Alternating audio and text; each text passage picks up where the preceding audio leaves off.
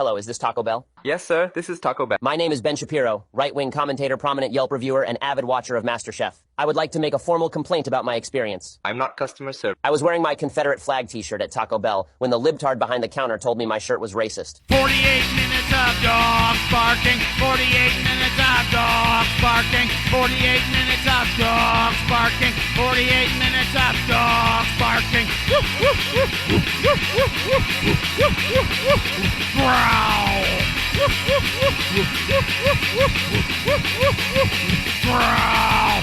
48 minutes of dogs barking, 48 minutes of dogs barking.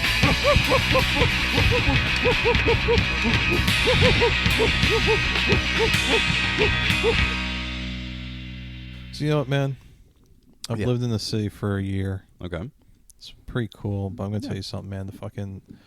The fast food here, it's a different vibe than what I'm used to, and it's bad. It's a bad vibe. What's like, give me can you give me an example? The fucking Qdoba, like it's super fucking convenient. Like there's a lot of I like to cook. Mm-hmm. I usually cook, but there's sometimes where I just need a little bit of comfort food. And all of those options around me, there's stuff that's literally right down the street, right? And it's just it sucks. It sucks always going there. No, and, the Qdoba by me just fucking kicks rocks. And I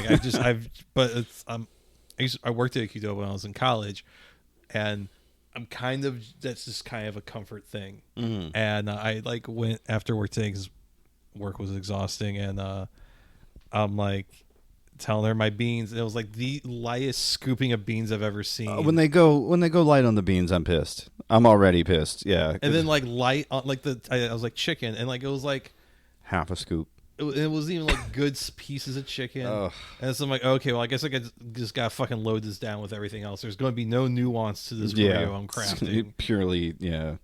And but I'm gonna tell the listeners at home, the number one Qdoba secret. When if you're getting takeout, when you get home, fire up a skillet. Okay. Put that shit in the wrapper on the skillet, and while you're so you gotta hit the bathroom. Take your jacket off, sure. Do some things. Let that shit sit on the skillet. Turn low medium heat. Let that shit sit for 2 or 3 minutes. Because nowadays most Qdobas they don't steam their tortillas correctly. Oh no.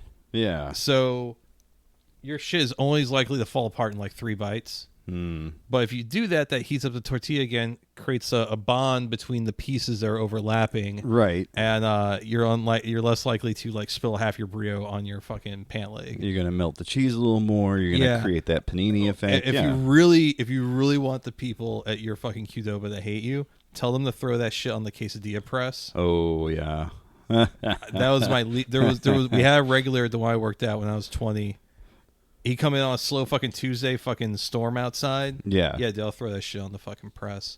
Dude, he would try and come and do that on a Friday night when line was out the fucking door, and I'd just be dude. And also 2 things: don't do that. Don't order a fucking quesadilla when it's busy, because you fuck up the whole line. You fuck up the whole reason why Qdoba works as well as it does not work well for a fucking quesadilla. You're literally on everyone's shit list. Everyone's gonna fucking stomp your ass in the fucking parking lot. Oh, this motherfucker thought he could fucking order a fucking quesadilla at 6:30. Oh, and his kids gotta get quesadillas too. Ooh. Oh, looks like you kids want to be in the foster house. Yeah. So that's my little secret. Okay. Throw that shit. Take notes, folks. Yeah, this is important. Throw that shit on the fucking skillet. On the skillet. Now, do you spray the skillet? Do you have a olive oil? Because it's in the butter foil. So in the foil. Okay. Yeah, don't take it out of the foil. You take it out of the foil. Yeah. I don't know how that would go. The foil probably conducts heat real well. Anyway, it's 40 minutes of dogs barking. Welcome to the show. My name is Jason. Alongside for the ride with me is Brian. I am the Robin Quivers to his Howard Stern, and we're just enjoying a fine Tuesday evening in the suddenly summery St. Louis, Missouri. Yeah, it's fucking wild because it's fucking it was 82 today. I'm wearing fucking shorts. Yeah, and we're going up to Milwaukee this weekend, and it's a fucking high of 50. Right. the whole entire time we're there. And I'm like, this sucks dick. Yeah, Usually Milwaukee, this terrible. time of year, Milwaukee is actually warmer than St. Louis, Generally, which really yeah. sucks. So I'm like, what? Oh, so we're really getting fucked. All right. Yeah. This is very bizarre. I'm because I work at home and I don't really notice, but I noticed that it got really hot in my office. I'm like, Yeah. that's weird. I was fucking sweating at work, and the fucking office, they got their AC working, but Sure. the fucking warehouse you doesn't. don't. Yeah. Yeah, not yet. No. And I was like, so y'all who sit all day get to just be in the cool air, but me, the man that sometimes squats 2 to 3 times a day and like looks at things, Yeah. but like that aren't at eye level. Mm-hmm. Oh, I gotta be in the heat. Yeah. Oh, I see. That's how it works. Oh, I see yeah. how it is. Yeah. Yes. Okay. Yeah. Well, yeah. The arc of capitalism essentially functions as a means to separate the worker from the means of production. So, anyway, sorry, I had a moment there. I guess it is your brain's boiling. I was channeling Debs or something. I don't know. I've also had my brain boiling because I cannot get over the fact that there was this video that went around this past week. I'm sure you've seen it. It's this woman. It appears that she's on a podcast, and she's telling people how many times she makes her boyfriend come in a single day. At work, I am calling him like, come outside, it's your lunch break. It's time for you to get your nut off. When he gets home, he's getting fed. He is getting another nut and one before bed, or 2 if he's lucky. That sounds exhausting. Yeah, I would not have any fluid left. Past age of 25, that's a no-go for me. No, I don't think even at 25 I could have done that. That feels super heroic. It feels like you got to have a reservoir. I'm trying to think. Yeah, probably like 4 or 5 is like the top for me. Right, Like, personal best. Yeah, but 6 to 7 a day, every day. God, that guy, he's got to be dehydrated. Yeah, he's Just check that guy's kidneys. They're shot. He's walking around with a carboy every day, just getting his water fixed. It's ridiculous. But what's even stupider is that our good friend Ryan Broderick, writer on Garbage Day, apparently dug into this a little bit. And it wasn't from a podcast like I expected, because she's sitting there with a mic in her face, leaning into it, doing the whole podcast thing. Oh, no. Jamie, how many times do you nut a day? Once if I'm lucky. So her name is Victoria Banks. She has about 1.9 million followers on Instagram, which is where this clip originated from. And she has a few other clips, all framed in a similar style, but there is no actual podcast. It is staged for Instagram and TikTok. I love it. It is very bizarre. Essentially, she was doing this as an advertisement for her OnlyFans. So this was a way... You know what? I can't hate it. The hustle is real. Because to stage that and to do... I'm sure it wasn't one take. I'm sure there was multiple takes involved, but are there any real things? It's one of those things where you start to really get critical about everything. Even staged, the idea nutting 6 to 7 times a day. Whoo, boy. That sounds exhausting. Yeah. It sounds fun. Sure. For a minute. Once. I don't know of week 52 right of 6 to 8 nuts a day. I'm really I would be afraid to get out of the shower. Yeah. Oh no, I'm Here she working comes. late. I'm working late, honey. I'm just gotta. Oh, you can get my nut off later, babe. Me and the boys are going up to the bar. We got stuff to do. No, you can't come up and give me a hand the other the table, honey. Oh Lord. Boys think that's a little weird, and there was that one time with my shoe. Yeah, at a certain point, you're desensitized, and you're gonna start inventing even weirder stuff to do. Yeah, at that point, dude, how are you even shooting white ropes? At no. that point, is it like dust, or is it the last bit, or is it the last bit of orange juice that you refuse to throw away? It's the last bit of the mustard ball, just. He's got nothing. Just I'm tapped. And so, of course, in typical fashion, Twitter users took to creating parodies. If he's at Target picking out curtains, I'm like, come on, babe, you're getting a nut. At the end of the day, I roll his up like a tube of toothpaste to make sure there's no nuts left. He's at our kid's parent-teacher conference, he's getting a nut. I'll make him nut while he's nutting. That's the secret. I make my man nut 27 times a day. And so, predictably, just a wonderful fodder for people to goof on. That Caroline there, really funny, because she does the fake podcast thing, but it's for jokes, and so like she does a whole series where she's the girl boss, and it's like, you know, who you hang out with is who you're influenced by. I don't even see my kids because they're not earners, you know. They're not. My kids aren't cash money to me. Yeah, I tell them I can't forex anything off of them, so they gotta go. You know. I'm teaching my kids how to do forex, fucking arbitration trades. It's just like psycho shit. Yeah, but some people keep falling for it. I don't know. It's like so very obviously a parody, but I don't know. Like.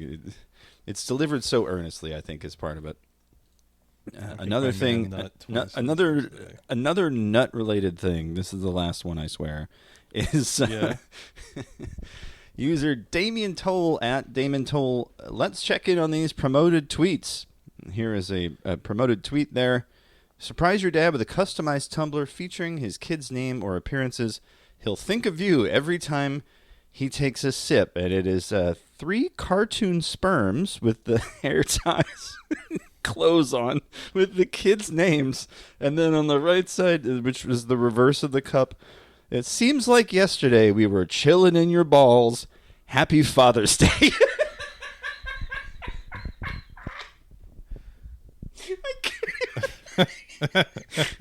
Who's going to buy this for their dad? I would buy this. You know what I would do? What's that? I would buy this for a coworker who never shuts up about his kids. Okay, you know, as a gag gift. Yeah. Like here. It's awkward. You know what's awkward is hearing about like your kids' fucking wiffle ball games every single fucking Monday morning. Like I've never met this kid. You don't bring him around. I can't put one and one together. It's just this name in the ether. Yeah, you have no mental bit. It was like who? What? If you want me to give a shit about this kid, bring him around so I can be like, oh, that's that motherfucker. Right. That's Skylar. Okay, he got the third base last week. Yeah. Fucking Quiji Bojimbo. Yeah. It's Time Alien. Tart whoever. Smith. Yeah. This is my son Tart Smith and Lim and perfect. I think they should just name boys Jennifer, but spell them really phonetically weird, like JENYIPHYER. What was the one I saw? GYNNEFER. Jennifer. Oh. I the look on his face, by the way, was I worked priceless. a call center job like in 2016. Yeah. And I realized that all the kids with the bad phonetic names were entering the workplace and had to be like, yeah, my name's Corey. And then it would just be like, a treasure map written on the back of an old man's back. Like QUORIEY. Oh, dude. Or like Jennifer or like Christian. Yeah. But it would be like Christian spelt like a weird fucking like, you know, cheese that's illegal to import to America. Right. And you're like, what? What am I looking at here? I mean, I've gotten to the point people will automatically assume my name is spelled differently. Like I'll JAYSON. Yeah. Or I got JAISON. What do you think? You're like a fucking guy that sells soap? I guess. I don't know. Do I have that look? I don't know. Think so. I know fucking names are getting weird for kids because Brian's no longer a weird name. Like growing up, Brian was a really fucking weird name. Well, Brian with a Y, sure. Oh yeah, my mom wanted my life to be hard. My mom didn't realize my mom wanted to name me Ryan. And my dad wasn't into it.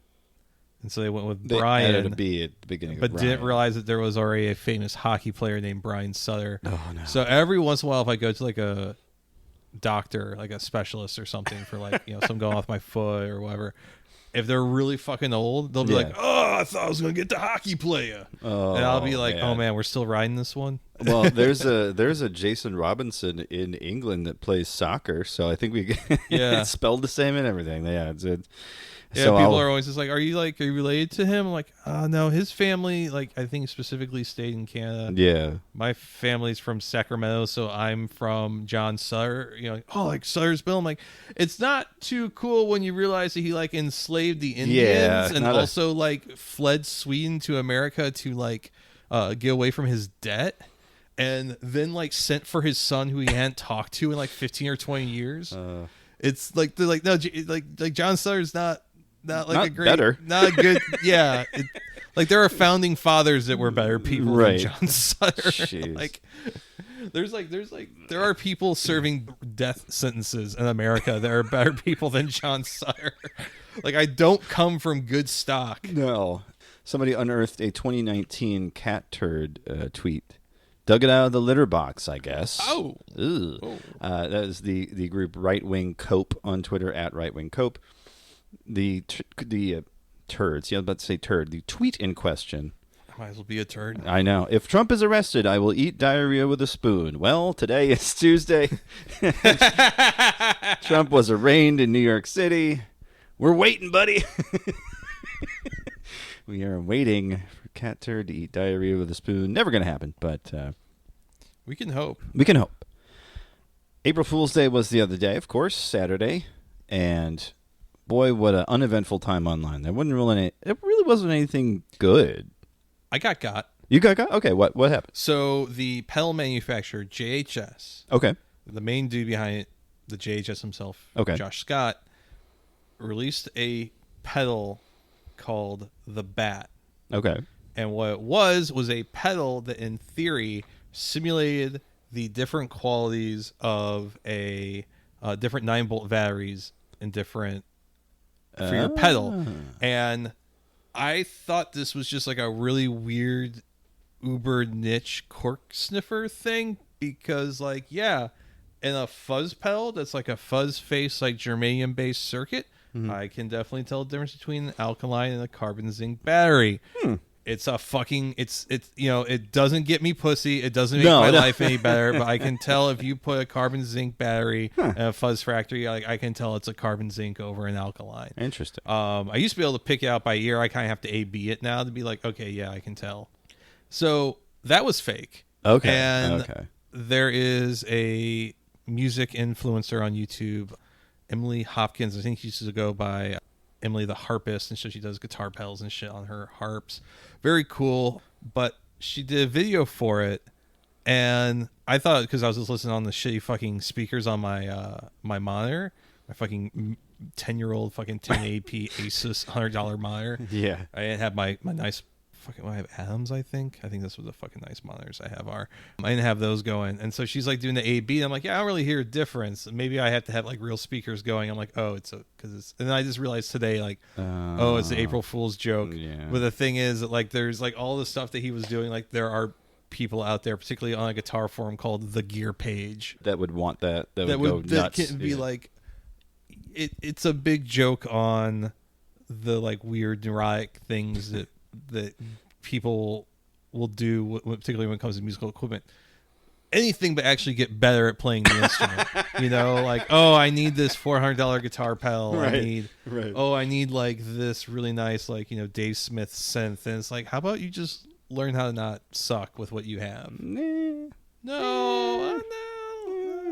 The one thing that did get me, one of my favorite YouTubers, Video Game Donkey, he put up a post, and it's just John Wick Chapter 5. And you think, oh, okay, there's going to be a joke here. But no, it's no joke. It's a 10-minute short film made with found footage. Of course, spelling Keanu Reeves' name wrong, but this impressionistic, weird movie, this short film, I don't really even understand what happens in it, but it feels very Lynchian, and I'm like, well, this isn't funny, but it's an interesting thing to do. Yeah. Everyone's thinking like, oh, it's a video game commentary, or he's going to make fun of the Chapter 4 or whatever, but no, it's just... I think the best April Fool's jokes are the ones that like aren't like mean or Yeah. they're more like what ifs. Like, wouldn't it be really cool if this existed? And Yeah. so, like, I mean, Think Geek had that problem of doing April Fool's stuff, and people like, actually, no, I want that. yeah, can you make that for me? I think they did a couple times. The unicorn in a can. I know they did that unicorn one. in a can, and there was like the sleeping bag from Star Wars, and the fucking little zipper had like a little mini lightsaber on it. Like, yeah. Where the fucking monster they cut open so Luke can stay warm? Tauntaun. Tauntaun. Yes, there we go. Tauntaun sleeping bag, which is, you know what, like, as far as nerd shit, cash grabs, pretty clever, pretty clever. Yeah. Yeah, I'll give him the credit for that. I think the one that always sticks out for me is the IGN fake Legend of Zelda trailer that looked like at the time like it could be a real movie. It just looked good. Like it was shot really well and had like some good special effects for the time. So was it supposed to be like a live action? Okay. Well, this came out in like 2010. Oh, was it? Okay. Yeah. Okay. I see it. I see how that could get you in there. Well, yeah, because I mean now it like almost works better because everything's a fucking green screen. Right. Yeah. Much more common to see the chair that the Hulk is sitting in, a green screen. The cup he's holding, a green screen. Yeah. The air, folks. Folks, you better believe that's a green screen. You're doing the groundskeeper Willie. That's a bad one. That's a bad one. Doing the groundskeeper Willie. That's a paddling bit, which itself is a riff on Cool Hand Luke. Spend a night in a box. Oh, really? I've never seen Cool Hand. Oh man. Yeah, my girlfriend has realized that like I have a very interesting knowledge of film. Yeah. But pretty much everything that's like in the AMC Top 100 can fuck off. Like, oh. I've never seen any of the Godfather movies. I've never seen like Heat. I've never seen Gone with the Wind. A lot of classic movies. I think of those, I think you'd enjoy Heat more. Probably. Yeah, it's a mid-period Michael Mann, solid stuff. But yeah, Cool Hand Luke has this one scene, and he gets to prison, and they're telling him the consequences of everything. Well, every consequence is spend a night in the box, and it's this little wooden box that you're shoved in for the night. So the groundskeeper Willie thing is a riff on that. That's a paddling. Anyway, how about that? Yeah. From April Fool's gags to... Oh, I forgot to tell you I'm pregnant. Oh, congratulations. I'm pregnant with a baby that isn't real. Okay. Because I'm a man. Yeah. And I have a penis. I don't know those jokes where you take it out. Yeah. Sure. I actually think that's my least favorite April Fool's joke is like, I'm pregnant. Yeah. And it's like, oh, cool. I guess you've never like known anyone in your life that had like trouble conceiving or anything like that. Like, yeah, it does really seem bad. It's at the very least. Like, I mean, yeah. Anyway, I'm gonna stop and think for a second. We talk about Corby, the guy who killed the crypto markets yesterday by posting fake Binance stuff. So yes, Brian, it is time for the crypto scam of the week. You're listening to 48 Minutes of Dogs Barking, the podcast. And now it's time for the Crypto Scam of the Week. As we always do around this time, we're going to be talking about something really fun. A bit of a April Fool's gag on his own, I guess. I suppose. A couple days late, but yeah, a crypto Twitter personality named Kobe sent out a message. Interpol red notice for CZ, of course referring to the CEO of Binance. Someone cracked the code, the post spooked markets, but it was all fake. The text was a garble. It was encrypted, and then someone figured out the hash, de-encrypted the message, because it's kind of, I mean, CZ's in some trouble with a lot of different people. It's not unreasonable to think that, like, maybe he knows something. Maybe this guy, because, you know, he's been a well-known figure. People tend to take those kind of things seriously. Well, because, you know, it's such a volatile marketplace. And so, I mean, people get scared real quick because it moves much faster in the stock market. It's much more volatile in so many different ways. Mm-hmm. So yeah, I guess if you wanted to like short BNB and Bitcoin, Kobe really pulled a big one. Yeah. I bet all of his bags are full. I imagine. Sorry, Kobe said via Twitter that they posted the encrypted tweet after hearing a rumor. Well, this is why you don't run with unverified rumors. That's number one. You put something in a puzzle format that crypto nerds are gonna. That's chum in the water. You're. That's a very deliberate move, and I think someone had speculated that the reason that Colby did that was that so they could deny it later, like, oh no, that's not what that says, or whatever, But it's no, you're the one that's gay. In fact, actually, and stupid, yeah, it's stupid. So it was not supposed to be smell readable. like a limestone basement. Okay, well, I do that, so now I'm real. But Kobe did post about this, saying it was not supposed to be readable ever unless I revealed it, so sorry about that. Will once again narrow down the list of people I can trust. Since tweeting only leads to bad things instead of good things, I will probably do much less in the future. Wise words. Stop talking. That's probably just stop posting. Log off. Yeah, big time. So this person heard a rumor, and instead of, I don't know, being coy about it, it seems so very strange to like encrypt it and then put the encrypted message out. Sit on it. Yeah. Just wait. Because if it's true, you can probably be like, oh, I knew that, actually.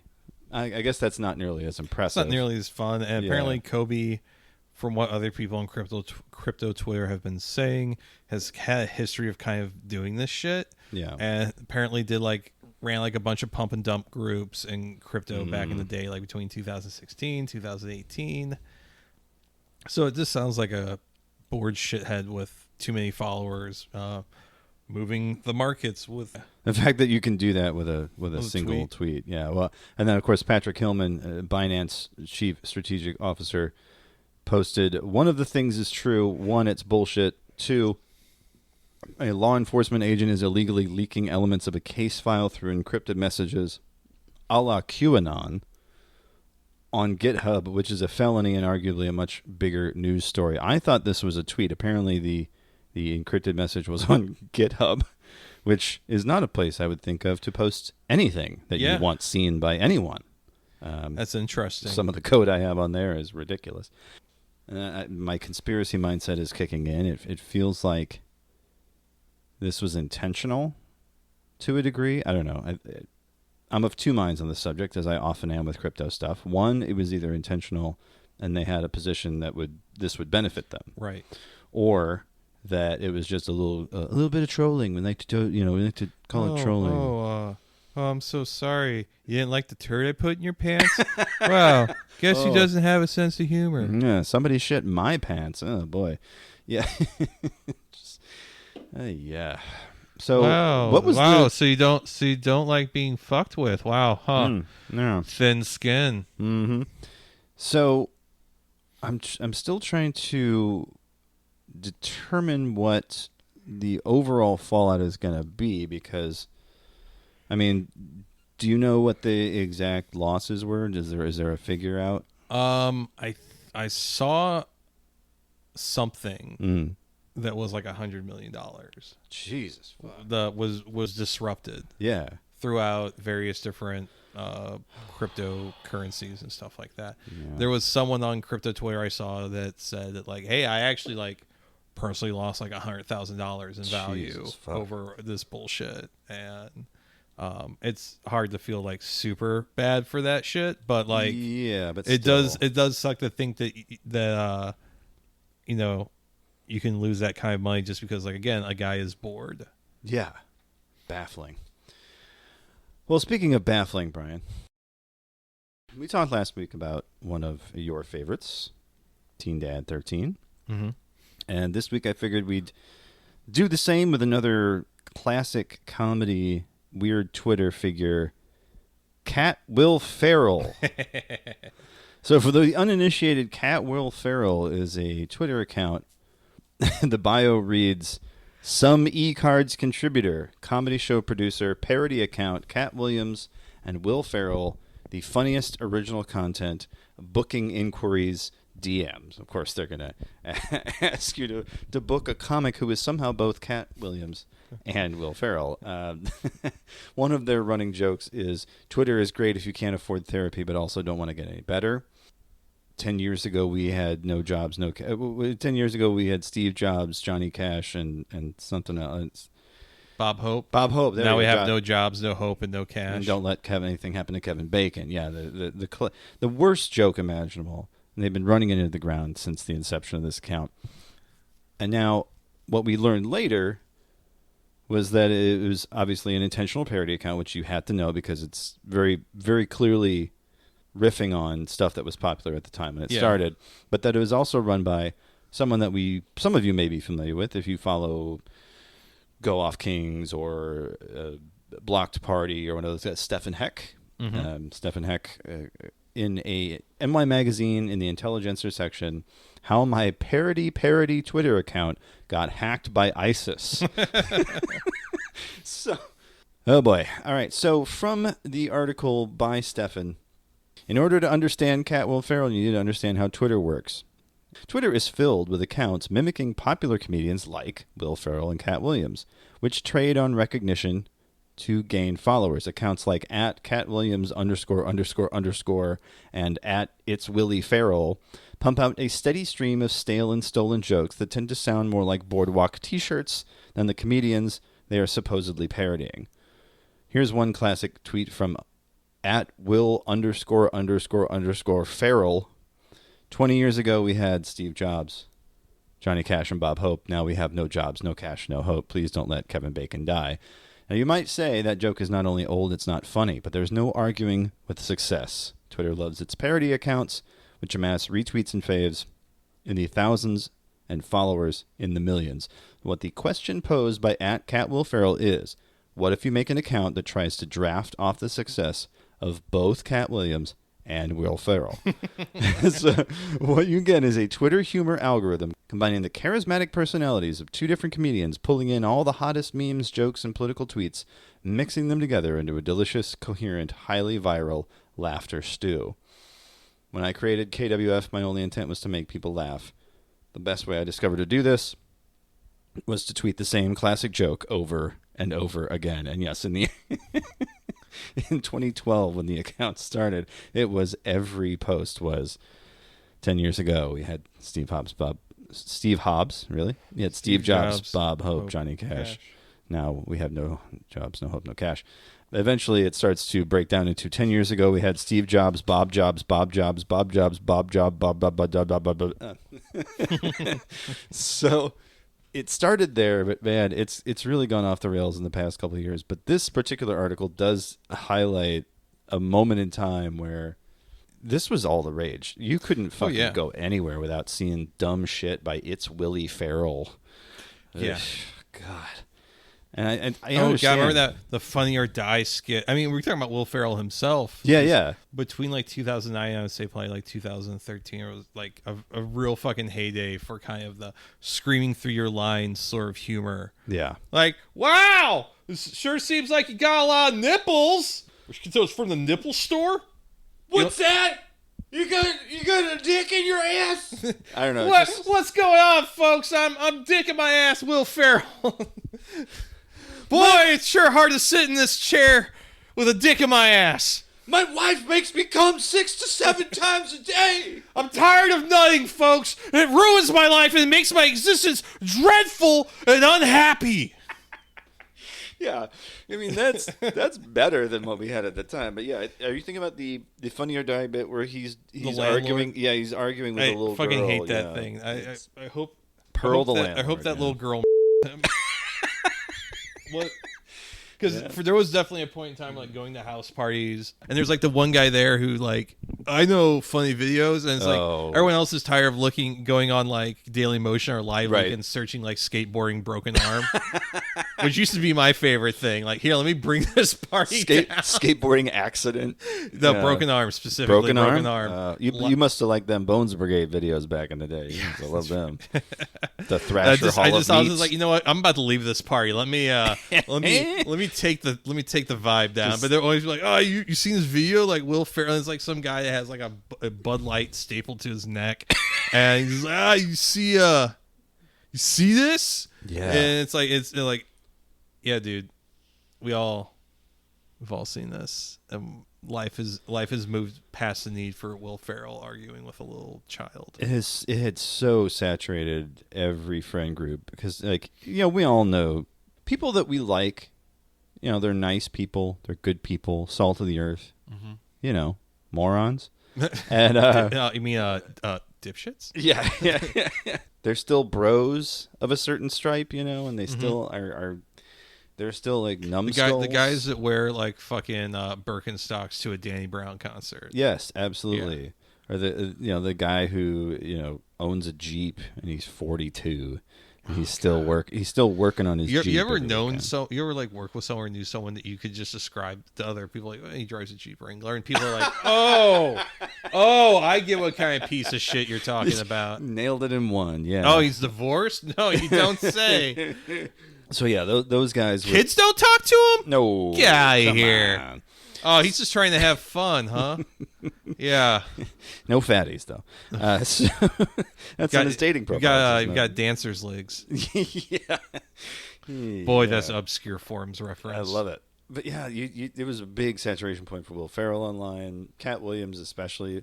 And I can understand why these two in particular don't really have a social media presence, because all these yahoos do it for them, they do it worse. Yeah. Or like every time you would get something and there would be like something supposedly from George Carlin, but it would be this like weird saccharine bullshit. Yeah, or like, Keanu Reeves, or like I even saw one that was like Joe Pesci one time. I was like, I don't think Joe Pesci. I don't really know. I don't pretend to have like a intimate understanding of his personality, but like, it doesn't seem like a Joe Pesci. There's not enough swear words, in this one to be Joe Pesci.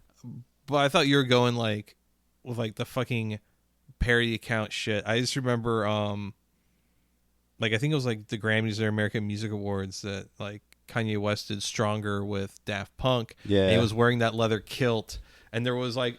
By the time I was like getting to the computer, because I didn't have, because it was before fucking everyone had a smartphone. Right. By the time I got to the computer, there was already like 3 or 4 like fucking Kanye's Kanye West kilt. leather kilt Twitter accounts, and or like fucking Jack, when he got married, he had a beard, so there was like a fucking Jack's beard. Lord. Yeah. Those type of parody accounts were awful, atrocious. Well, you talked about the Rasta ball. But I love the fucking. I mean, I still think like the greatest gimmick about that was that he just didn't change anything. Yeah, I mean, he changed the ad, but it was like he was not registering a new account. It was just right. And then to bring it back and then do like this weird thing that like the Rhode Island State Police murdered my brother, and making it seem like a very real like shoot. Like there was no kayfabe. This was like a grieving person. So a couple years go by. They're running this Will Ferrell account. Again, this is from Stephen Heck's piece. It's the one sentence no expectant parent wants to hear. Your Twitter parody account has been hacked by the notorious terror organization known as ISIS. So he says, 1:15 p.m. on Sunday, my combinations Cat Williams Will Ferrell parody Twitter account was taken over by terrorists, and they were posting unscheduled tweets with no regard whatsoever to my carefully curated weekend list of topics. The account was entirely different, filled with low-resolution, unsourced photographs, vague references to events and ideas that the average person wouldn't understand, a mishmash of unrelated hashtags like fake marriage facts and my depression looks like. ISIS had taken my combination Cat Williams Will Ferrell parody account and turned it into a soulless vehicle for cynical audience gathering. The KWF team, this is the first time he admits that there's more than one person behind the account. The KWF team and I watched helplessly as the tweets and retweets rolled in. It was a social media nightmare, and these ISIS guys were no fools. They had targeted us for weeks, or at least hours. They had actually changed the password, thus preventing us from accessing it. These guys were pros. This wasn't going to be easy. And so he calls in Mike Hale, a.k.a. Dog Boner, who is on YKS and also a Go Off Kings guy, to fix it all, basically. He says, Dog Boner got down to business. It was like something out of a Tom Clancy novel. We pulled the rug out from under these ISIS fools simply by having Twitter send the change password to the email address, which we'd used to set up at @WillFerrell in the first place. I like how you had to get like another person involved to be like, it's actually really easy. Well, I think that's just part of, it's like, okay, well, how much of this article is actually real? Stefan is a known jokester, been known to put one over on people. But yes, apparently the cat Will Ferrell was a target for ISIS. That was news to me. Why that one? It wasn't even that big of a parody account. It was a parody of a parody account. Yeah. And some of the stuff that Cat Will Ferrell is still doing, by the way, is still referencing Pharrell's big hat from, what was it, a Grammys like years ago? Like 10 years ago. Yeah, February 12th. The UFO they shot, Don, was actually Pharrell's big hat from a few years ago. Here's one, December 28th of last year. Breaking news, Hooters will change name to Tutors, phasing out boobs and focusing on new anus restaurant theme. And there's the Hooters logo with like a butt and a butthole in the second O. That's and then of course, they've also taken to posting what Stefan and Michael refer to as porno guys. These are guys that are gooners, usually overweight dudes, usually older men, 50s and 60s, that are showing hog online, and so they'll modify memes. Here's one: it's coming out of the pool. Others, and it's like Phoebe Cates in Fast Times at Ridgemont High, and then me, and it's an old guy with his dick out, hog in hand, and you see his butthole too. What a weird photo, but he also had a bit of a bone to pick with another really popular Twitter guy, home_halfway. Do you remember this? This little feud?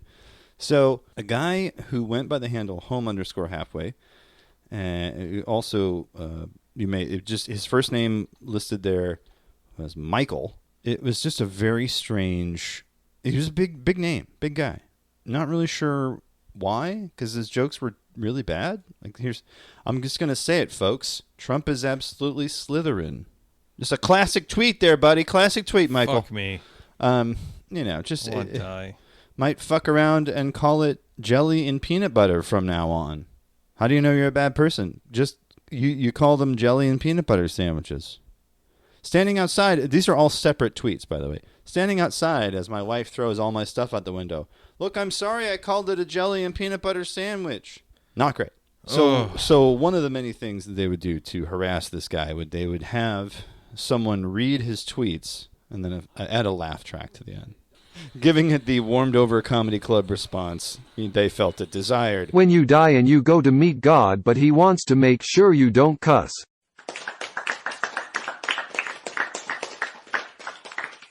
Here's another one. I can't wish death on anyone, but if he needed to quarantine for the rest of his life in a prison cell, I wouldn't be mad. Of course, I'm talking about Donald Trump. Oh. Yeah, Home Halfway turned into a resistance lib. Like Jeff T. Dredd shit. Yes, absolutely. The band used to be called Clown Posse before they started calling them jelly and peanut butter sandwiches. He's got that one fucking joke. He can't let it go. Yeah. He's trying to workshop that thing to death, but it's not happening, brother. That feels like a CIA plant. The second my son wakes up, he starts crying. Nothing is more relatable to me. If the sun is supposedly hot, how come nobody has a crush on it? So they did this for a while, fucking with this guy. But then, and anytime you don't get one of his jokes, just check his faves. He constantly is just doing the shittiest dad joke on a topic he saw a woman posting, so they will DM him because, haha, what a funny coincidence. He's been doing this for 8 years. Apparently, they also made several accusations that, he's replying to all these women that he follows with, you're great. Hey, could you send me some of your hair? Mm-hmm. I won't call it a jelly and peanut butter sandwich. You send me a photo of your feet and the birthday cake. Think it would be pretty tight. Mm-hmm. And so they were hounding him for a while, favoriting posts about how DMing girls isn't cheating, but doing it on your alt so your wife doesn't see. Lol. Like they really went after this guy for a while. They dropped a bit, but it was one of those things like, damn, they really got it out for this dude. Also, he was a shitty comedian. It wasn't funny. Yeah. But more porno guys, including one of them where he's a table. It's just a guy who looks like a naked Santa, and it says "me in January." Like they misspelled January. Just really funny. You ever wanted to grab the barber's dick? Sir, this is a Wendy. Mentally, I'm my son, Nestor. Twitter is great if you can't afford therapy. I'm Garth Brooks, and I need iTunes gift card. That's the tweet. I forgot those was my favorite era of like scam DMs where like I'm Michael Jackson, I'm alive, and to come back I need $50 in iTunes gift cards. Oh yeah. Oh yeah, because nowadays they're just trying to tell you it's your boss, and I'm like, man, I'm not buying you shit. What do you want? Yeah, fuck off. Very freeform. Whenever anything goes, like cyberbullying. Yes, posting fat dudes' ball sacks. My wife's gonna have a baby now. Home halfway. That says, and then it favorited something, and so their post is faving girl selfies while your wife is in labor. Absolutely king shit, and truly the nicest guy on here. Yep, and more porno guys. More porno guys. Some of these are just distressing because it's clearly like he's not enjoying that bike ride. There's the guy. I'm sorry. What's just a weird posture? Hair tie around his dick. There's so many of these. I don't even know where to begin. What's this 9/11 one? This 9/11 one is. Oh, the balls guy! I haven't seen that in forever. 1 in a million shot. It says. 1 in a million. And it's a guy standing in front of the camera, his balls dangling, and right in front of the camera, and right underneath his balls is the second plane about to hit the tower. 1 in a million shot. So I don't know. I gotta tell you this because I don't. Yeah. You don't. That is a great story. Every time I hear it, it makes me smile. Let's see here. Oh, it looks like Cat Terry deleted the tweet. Oh, you were looking for it. Someone on Twitter, wait, what? Oh, yeah. Yeah. I know that guy. AKA Screamer Jim, posted and said, he might have deleted it, but that's okay. Others do not forget what time it is. That's correct. It's time for him to get a spoon. So we're going to confront some racism today, Brian. The shock.jpg for this week. And now, the moment you've all been waiting for. Shock.jpg. Yes, that's right. The shock.jpg this week. k-k-k.com. No, it is not the homepage of the Ku Klux Klan. It is instead, much like our Blink-182 site, a site meant to trick any would-be visitors who are looking for the Klan. And just like that, it is Flash. Motherfucker. All right, well, what was it supposed to be there, wise man? It's a video of a black man giving another black man a blowjob. Oh. With the song Pump It Up by Joe Budden playing in the background. And of course, it just... I would have enjoyed that. Yeah. So it used to be a real website with an animated GIF of the video, but of course now it is no longer there. And Flash, of course, being depreciated, robbed us of yet another wonderful experience of just leaving that on in the background and forgetting about it for 2 hours.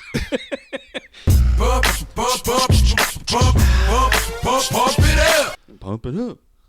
Oh, there it is. Okay, it says, were you looking for this? Well, too bad, you Nazi. And it has the actual KKK site up there. I was looking for that. I'm like, okay, what? I love to prank racists, and so I think this is a wonderful way to do it. Although, like, did you have to be homophobic about it? I don't know. I mean, that was kind of how the internet was, 15, 20 years ago. You kind of got like the one thing, you're like, huh, and you're like, oh, there's also something deeply problematic about this. Yeah. Like, yeah, you are kind of turning something on its head and like possibly pranking some pretty disgusting people. But you yourself are also doing something kind of underhanded and gross. Well, I mean, anything with some of these shock sites, especially the ones that are dealing with like beheadings or whatever that are, usually politically motivated and all that. And you're like, oh, well, this kind of leaves a bad taste in my mouth. Let me tell you something, Jason. Mm-hmm. If you can find me a shock site that plays the Daniel Pearl video, the Yakety Sax. Oh, okay. You know what? That's pretty funny. Yeah, it's pretty good. It's pretty good. Oh, boy. Yeah, jeez. I remember I had a friend in high school, and like his dad was just like a low-key miscreant. Yeah. And like played krautrock, and like apparently was like like a minor celebrity in certain parts of Germany. Okay. Like for like his 80s hair metal stuff. Like just a really weird situation. Okay. And they had a pet guinea pig. Okay. Just to show you kind of how like the vibes were in that house. They had a pet guinea pig named Mr. Giggles. Okay. Which was short for Mr. Gigglestein. And the story behind Mr. Gigglestein was this nosedives into something really anti-Semitic, doesn't it? It does. I heard, but I heard if you could just steam imagine, and the dog whistle. if you just imagine, you go over to your friend's house in high Right. school, and he shows you something like the Daniel Pearl video, and he's like, dude, this is fucking crazy. And he has to like minimize the video because his dad walks in to go to the guinea pig and being like, I was a rich man in Germany, then they took away my diamond factory. You're just like, what the fuck?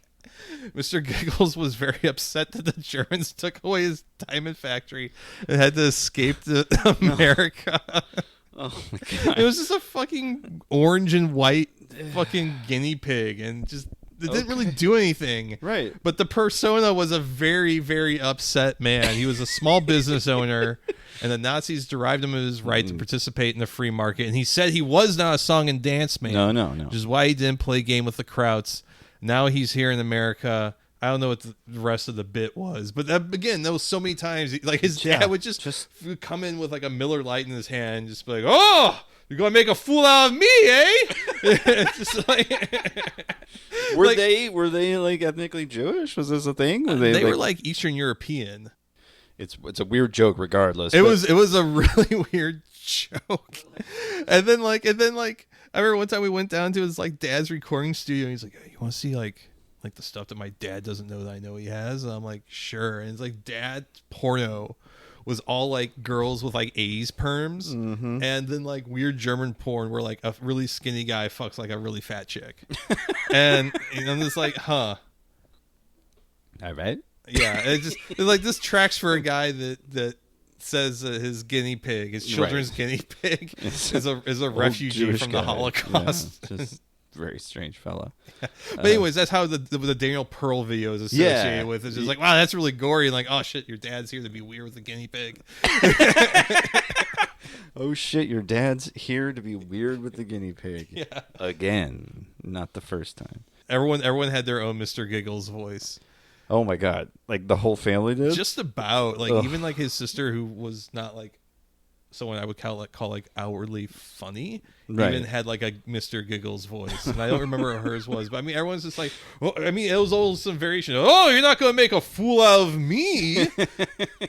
Just overt. Yeah. Just what like I'm used to that, like from certain perspectives. Like I'm used to that idea that like, okay, we're the only ones that can make fun of us, and so that's why I asked, like, are they ethnically Jewish?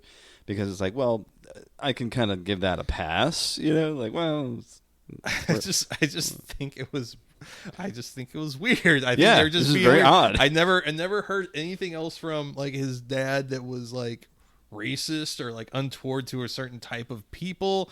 I was just like, the one thing was like, the guinea pig, which is boring and uninteresting, I will make it interesting by saying it had a diamond factory and fled the Holocaust and is incredibly pissed about these things. Like otherwise, like a pretty like normalish like dude that spent most of his time fucking chain smoking his fucking basement guitar studio and like living the dream is what I call that. Shit. No shit. So that was Shock.jpg, everyone. Yeah. Not much to speak of this week. Sadly, it's one of those things where, like, man, it's feast or famine when it comes to those. Sometimes I'll have a rich treasure trove, and sometimes I'll just be like, there was this thing, I guess. No, this existed at one point. If you wanted to see something really gnarly, you have to go back to 2002. Yeah, there definitely are they're not as many. They're few and far between because most of what you see shocking stuff is going to be tweets. Yeah. Like the McChicken guy. Chicken? Yes, the McChicken. Yeah. The unfortunate incident. Yeah. Can you turn it off? I'm tired of the guy fucking the McChicken. Yeah. Through his boxers, which is low T behavior. I still got to disagree with you on that one, but that's a whole nother thing. So, breath mint time this week, Brian. What's been up in your world as far as stuff you've been enjoying? I finally finished the Resident Evil 4 remake. What'd you think? I think it was good. I had a lot of fun. I do not know if it's my favorite of all of the Resident Evil remakes so far. It is most certainly better than 3. That's the consensus, yeah. I do not know if it's better than 2. Some of the changes they made, like, I kind of get, but they made it too serious. I liked it a lot more when it was weird and campy. Yeah. Than kind of like a little bit more played down the middle. Ramon Salazar is like still a fucking weirdo character, and like there's still weird shit, but he's not like 12. Like Sadler has like a lot less to do, and maybe there's more of that when they do like the Separate Ways DLC. I don't know. Yeah, but I heard Ada Wong got a little bit of a makeover too. Yeah. Well, I think they used the same actress they used for the Resident Evil 2 remake, who is the woman who played Ada in the Welcome to Resident Evil movie. Okay, that makes a lot of sense. Yeah. I think she did fine. I think she played it a little bit. I think she was trying to do like a little bit more of a subdued femme fatale thing for her performance in this game, but came off kind of flat. Speaking of the Welcome to Raccoon City movie, yeah. Well, rest in peace, Lance Reddick, the actor from that. He's no, he wasn't in that. He was in the bad. Oh, was that not the same one? I thought that was the Resident Evil Netflix thing. Oh, okay. Which was really weird, and Lance Reddick was like kind of the best part about it. The best part about a lot of stuff, but yeah. He like there's one scene where in the Arkley Mountains where he is like visiting the original Wesker is like visiting his clones, and he's like dressed up like Resident Evil 5 Wesker, but because he is a black man and not like a white guy like Wesker is in the video games, he kind of looks like a weird version of Blade. Like he even kind of has like the flat top. Yeah, it's just also weird to see like Lance with like a full head of hair. Yeah, that's true. Because he's been bald and everything since the early 2000s. Yeah. So it was he actually does some really interesting stuff in that show that is otherwise unremarkable. So you'd say he like elevated the whole affair. Yeah. I think it was right when people like it was kind of weird casting, not because of the color of his skin, just like I don't know if he really fit like what people thought Wesker could be, but like just as far as like him going for it and putting his own stamp on it, he did like a really good job. Yeah. But I think I missed the camp. I think they took out some little scenes, and some of the pacing, particularly towards the end, doesn't really work. The island still sucks shit, and always it's still a mess. It's better. It's less frustrating. It's less fucking spongy. I think they kind of fucked with the island in some ways I didn't like. They give more backstory to like who Sadler is, but give him less to do as far as like being the big bad. So they're like take him with one hand and give him with the other. Yeah. So it's like, okay, you kind of understand who he is in the mythology of this game, but as far as like you don't have like any radio transmissions with him where you're like. Where he's like, "Oh, foolish American! You always think you're going to." He's not doing this, Dracula kind of thing. That feels like a waste. Yeah, I don't have that. Some weird choices as far as like some of the story beats, but like I enjoyed it. Mercenaries comes out this Friday. Oh, great! I'm gonna have fun with that when I get back from Milwaukee. But yeah, it was just like it started off really strong, got kind of lost in the middle during the castle. Got really good near the end of the castle. Like the minecart stuff's really good, but like also they got rid of like the underground ruins that come before the minecart. Yeah. Some of the stuff they took out, I think, was part of the weird, endearing character of the game, and just kind of they kind of Resident Evil 3'd a few things. It felt where you're like, you're kind of cutting the corner because you don't really know what to do with these assets or these ideas, but you're kind of also taking out some of the charm. Yeah. And what you're replacing it with is better than what stuff was replaced with in Resident Evil 3, but like the stuff with Krauser feels kind of oddly rushed. It doesn't feel as interesting. There's not much intrigue. Graphics are good. The combat started to grow on me after a while, but I'm just like, I don't know. Something was off.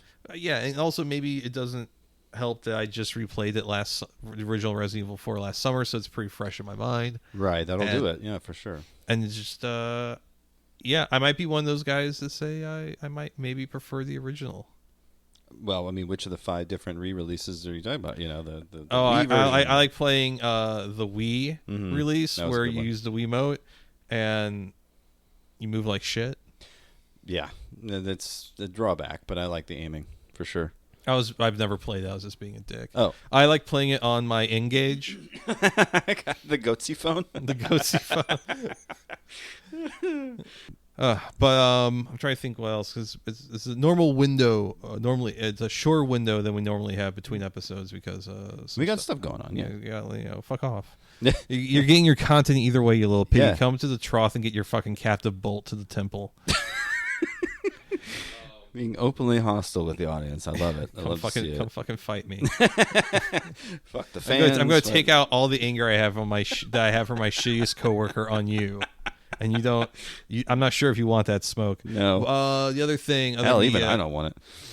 Beats me why some dudes choose to suck. Sure as hell ain't my scene. Yes. The other thing that was consumed media-wise was WrestleMania. Oh yeah. How was that? I didn't catch it. Night 1 was really good. Night 2 was pretty bad.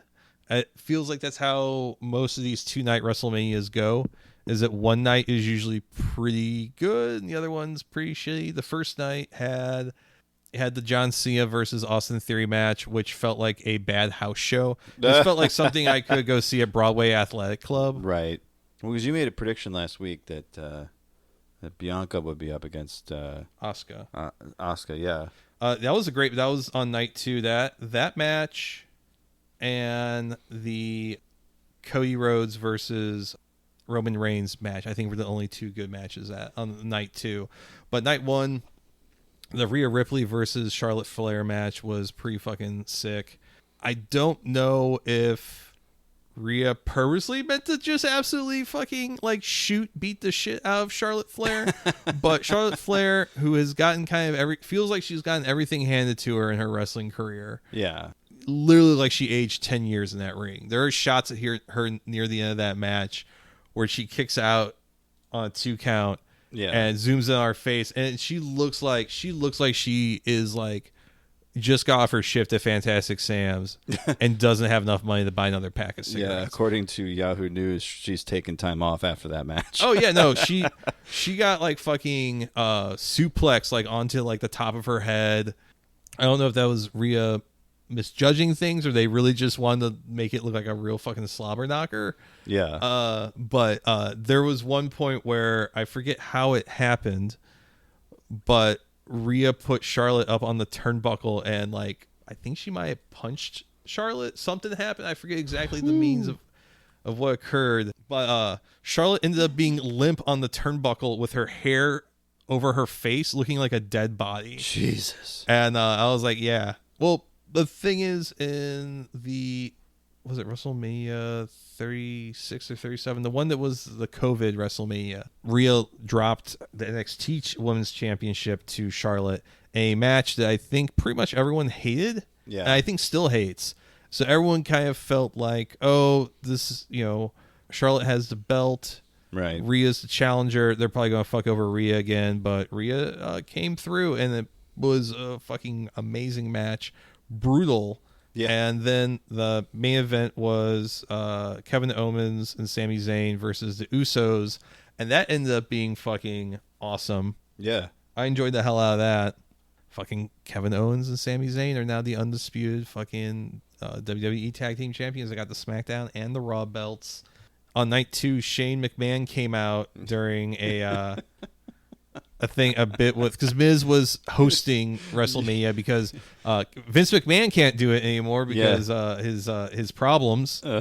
And so the Miz comes out, and one thing about the Miz is he's not my favorite guy at all, but he seems like he will do anything at his own expense to get someone else over. He is most certainly the most motherfucking team player person probably on the roster that isn't Shelton Benjamin or a couple other guys I could think of off the top of my head. And so Shane McMahon was supposed to come out and be like the special challenger that Snoop Dogg put up the Miz up to. And Shane McMahon being like fucking bloated. He's got like fucking HGH like bloat, but also looking like he fell out of like a sausage machine from like a Fletcher cartoon.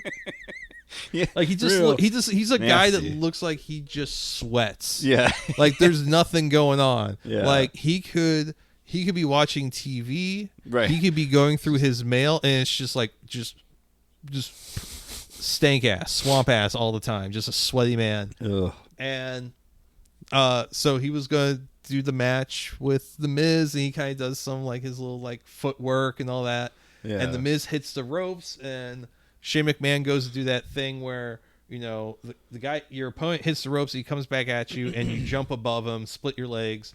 Yeah. And Shane comes back down, rolls his ankle, it looks like. Oh no. And realizes he can't do the fucking... Mind you, the match is not even 30 seconds at this point. And so as the Miz comes back around off the ropes back towards him, he like flops awkwardly in the middle of the ring. Oh no. So the stop Miz, and so like ref comes out, medics come out, they're like, what the fuck? And like the Miz is just like walking around like with his arms up and like breathing really heavily. And then Snoop Dogg just like fucking improvs and just beats the shit out of the Miz and pins him. Hits him with the people's elbow, I heard. Yeah. It was fucking bizarre. I don't know if he had an earpiece in or if like a ref told him, but like just like one of those things where like it was so smooth. Like, was that what was supposed to happen? I don't think so. No, it doesn't feel like it. Yeah, Jesus. Ronda Rousey and Shayna Baszler win the women's fatal 4-way. That match sucked dick. Yeah, sucked shit. The big roundabout slobber knocker tag team match for the men's folk on night one on Saturday was actually really fucking good. Everyone got to do high spots. Mm-hmm. I forget who did the pin.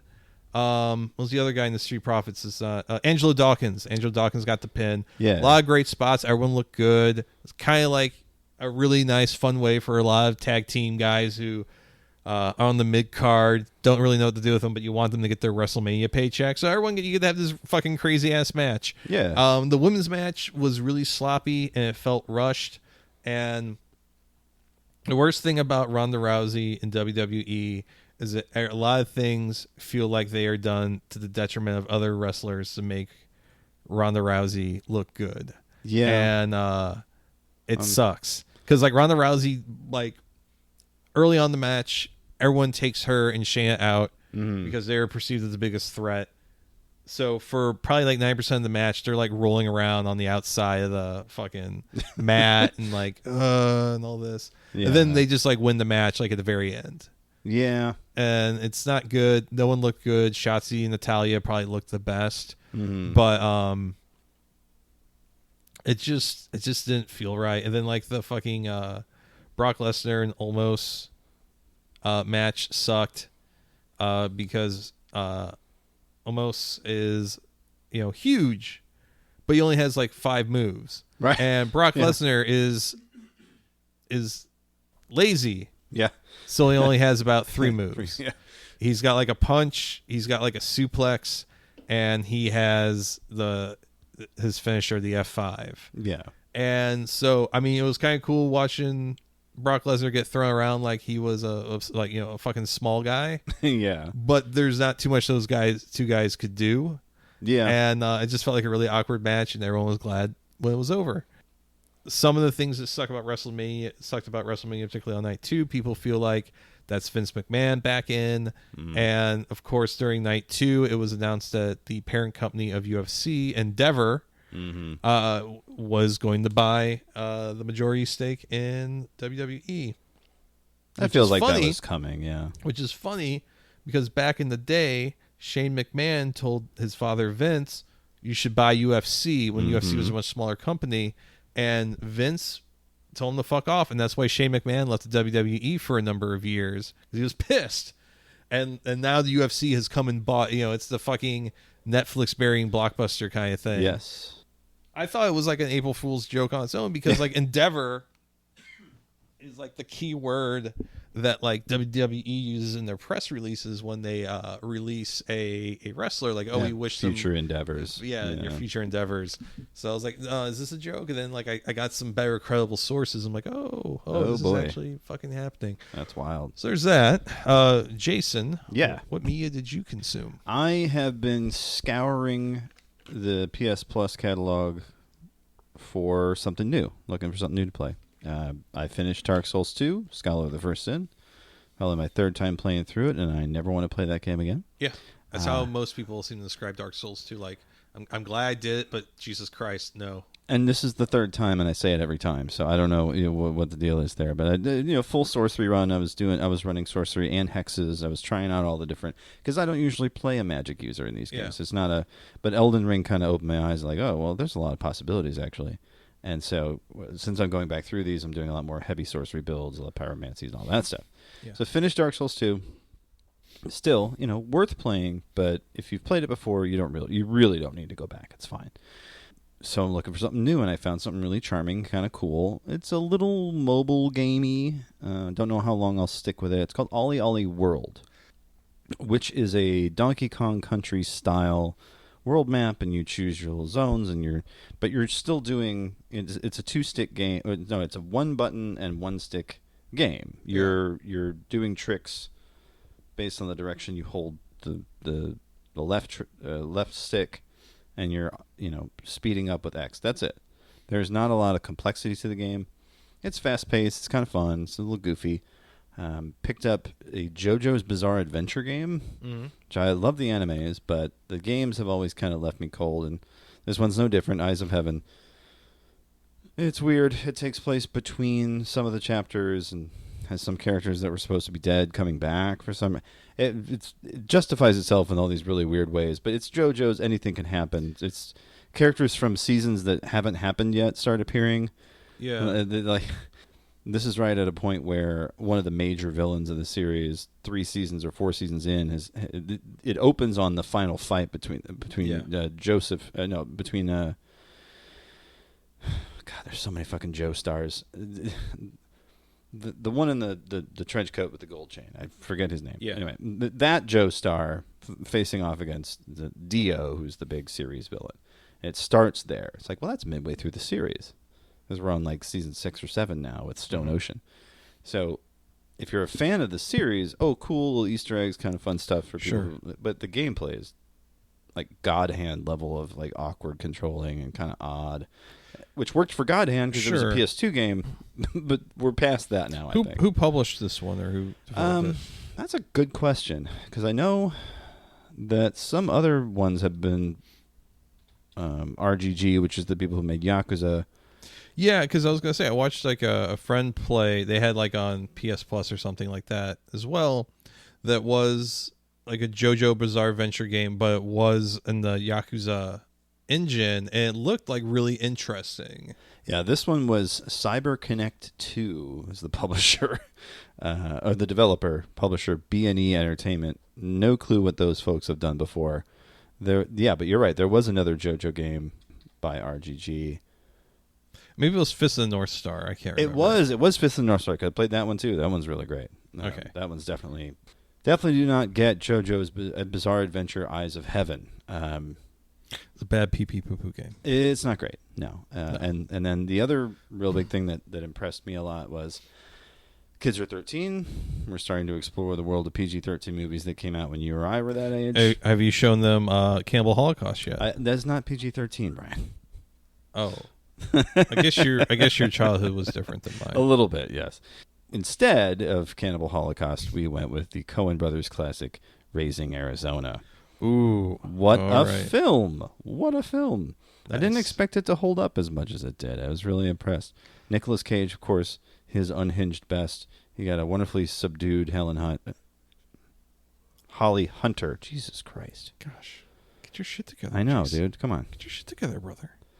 A wonderfully jolly John Goodman. You just got a cast that can't be beat there, and it's a hoot. Give it another watch, man, because if you haven't seen it in a while, I'm sure there's going to be something in there that surprises you, because there certainly were several for me. The idea that he has this bad dream, and in it there's this, Mad Max biker, but then the biker is actually real. So this weird Lynchian thing happens where just like he dreams it and then it's real and it's actively chasing him. Really strange. And you'll notice little lines, because I didn't remember it from the first 15 times I've seen it. The husband of one of the wife's friends comes over and they got all these kids running around. Well, she's been thinking about another one because these ones are too big to cuddle. I guess some people do that.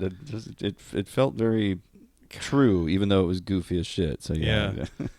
Got to give it up. Came from the pages of a lived life. It does kind of feel that way. And then the last thing on my list here is a wonderful anime series that we are watching as a family called Spy X Family. Have you heard about this, Brian? I think you might have mentioned it last episode. Did I? Maybe. Or someone else has been talking about it. Maybe I saw someone talk about it on Twitter. But yeah, I am aware of it existing. It's fun. You got a spy whose mission is to infiltrate this, fancy school. Mm-hmm. And so he picks this first kid from the orphanage that he can find that's of the appropriate, size and whatever. And it turns out she's a psychic, but she doesn't tell him. And so she knows he's a spy. He has to fake a marriage, so he meets this assassin woman. So you've got this whole... yeah, you were talking about this last episode, yeah. Okay, I was, all right. No, you're fine. I mean, if it's still good, it's still good. I'm glad to hear it. I was just editing last week, so I don't remember me talking about it. Anyway, not important. Principle of the thing is enjoy it. It's fun. That's all I got. Brian, you anything? I got one last thing I've been meaning to talk about for a couple of weeks. The Castlevania expansion of Dead Cells. Interesting. Came out early March. Gosh, it's like a month ago, I think. Okay. I picked it up. I haven't had the most time to spend with it because life and everything. But I was able to put a couple. I'm kind of famously bad at Dead Cells. I don't think I've ever fucking beat it. Roguelikes in particular, I'm also. I've unlocked a lot of stuff, done a lot of stuff, but I don't think I've ever I've never beat it. I've gotten to the final boss once. If you really like Castlevania before it was bad, I would say before the DS games kind of went off the fucking cliff. Yeah. It's a pretty good love letter to that. It's a little heavy on Symphony of the Night, which is fine because that's arguably my favorite Castlevania game. It's a good bit of fan service. It adds a lot of new items to the game. They're really fun to use. Also, it had been a minute since I had gone back to Dead Cells, so the Everybody is Here update is also something that was new to me. So you got items from Shovel Knight, Hotline Miami, a couple other indie games I'm not super familiar with. And the baseball bat from Hotline Miami is super fucking fun. The shovel from Shovel Knight is also really fun to use. I imagine, yeah. So I came back to a lot of new... I haven't played probably for 3 or 6 months. Came back to a lot of new content. I don't know how much more they can put into Dead Cells. Right. But it's probably one of the most accessible roguelikes out there. There's a lot of different ways to play it. I used to be really into traps and abilities. Got a little bit more into melee last couple times I've played the game. But I will say it feels like a roguelike that anyone can enjoy in their own way. It's definitely more accessible than say Enter the Gungeon. That's when I always bounce off. Yeah, I reinstall it every couple months, and then it just the only time I ever got good at Enter the Gungeon was when I was incredibly bored. I might have been unemployed for a month or so. Had nothing better to do. And that's all I did was play Enter the Gungeon. It's a level of dedication I just don't have. I think I got really good at it. I mean, it's like how you get good at a Soulsborne game, right? Where you get really good. And then, I know if I went back and played Elden Ring right now, I probably would suck shit. Right. You really got to get familiar with your verbs and your rhythms. It's just a really unforgiving game. It's one of those games you play until you get bored of it, and then you just go look at all the stuff you can't and never will see right. on YouTube. Yeah, for sure. I had to. It was what else is there in this game? Oh, you got to beat the game 5 times and then do it perfectly and without then you getting gotta hit. And then, build the gun that erases the past. 6 times, yeah. Yeah. You got to get the Mr. Giggles gun. You got to visit the diamond factory. You should add that in the game. In the diamond factory. The diamond factory. I've said that before. Like, oh, this guy acts like he owns like a diamond factory, and people just be like, a private little joke just for you. Yeah. I'm actually like, where do you think diamonds come from? If they're made in the factory. Yeah. What? What do you think they come out of the ground? Come on, let's be realistic here. Well, it's about that time, Brian. I think it's time for them to figure out where to find us online. And I can tell you where to find the show. That's 48minutesdogsbarking.com. The number 4, the number 8 minutesdogsbarking.com, of course, as we do with everything on the show. You can email us each, Jason at 48minutesdogsbarking.com, Brian at 48minutesdogsbarking.com, if you wish to send us, vague threats against if the you want to send me government. the Daniel Pearl video, something yappy sacks. That is a bounty. I think we can put that out there. Yes, 5 golden man babies. You can find good sir, you owe me a new keyboard. I've spilt coconut rum and delight and merriment of seeing Daniel Pearl's front of his neck ripped from his body. Set that. Oh, it's going back on. Oh, it's going off in reverse. Yeah. Jeez. Yes, the show itself can be found on Twitter at 48minutesofdogs, patreon.com/48minutesofdogs, etc., etc. Any place that the number 4, the number 8 minutes of dogs can be entered, chances are you'll find us there. We'll post clips of the show to TikTok every once in a while as well. Brian, where can they find you online? If you want to harass me, send me death threats, or recruit me to anti-trans politicians. If you're a rogue FBI junior G-man and you just kind of want to go against the grain, I'm your guy. Tired of setting up mentally disabled people to mosques or hockey centers? You know what? I've got ADD and anxiety disorder, and I would most certainly love to do the Marjorie Tyler Greene with that. Oh, you're going to bleep all that, aren't you? Yeah, pretty much. Yeah. Yeah, you know what? I'm going to make it easy on you. Okay. So you have to, the folks playing at home, you can fill in the lines of what. Yeah, you can figure that out. Gosh, yeah. I'm going to be like this guy I know, Fred, that got a visit from the Secret Service on his fucking houseboat because he said he wished Donald Trump was locked in a room and they slowly sucked the air out of it. That reminds me of Jesse Ferrara at Bronze Hammer getting a visit because he said that somebody should run over Hillary Clinton with a monster truck. Or it was like flip her over into a river. Yeah. It's like that Wise Kids You Know joke about but it's very illegal to say you were going to president. So where can they find you online? Oh, if they yes. wanna figure out what's behind the redactions that I had to put on that whole thing. You can find me at iShotGuideboard, ISHOTGUIDEBORD. That's on Instagram and Twitter. If you want to take a look at my photography portfolio, it's assholemusicphotographer.com. If you want to look at my music photos and music words, it's amusicphotographer.com. Mm-hmm. Jason, did you know one time a Pulitzer Prize winning photographer once told me that you'll never get anywhere with your portfolio page being assholemusicphotographer.com? He was like, Brian, how do you expect the New York Times to want to hire you for anything? And I go, they're not hiring me now. Yep. So I might as well just lean in. Have fun. Have fun. Well, you can find me on Twitter at Videocrime, VIDEOCRIME. That's where I am most days until Elon shuts the damn thing down. Most other social medias, if you see a Videocrime, chances are that's me, except for Instagram and TikTok. That's at LaserGooseCEO. I have just posted yet another deepfake AI Biden video on my TikTok there. It's the one where he talks about asking Pete Buttigieg to make a fuckable car. The American dream, to have a car that you can get pregnant and get you pregnant. That's right. And those are the places you can find me. You can also give us a call here, 314-AHOY POO. That's 314-246-9766.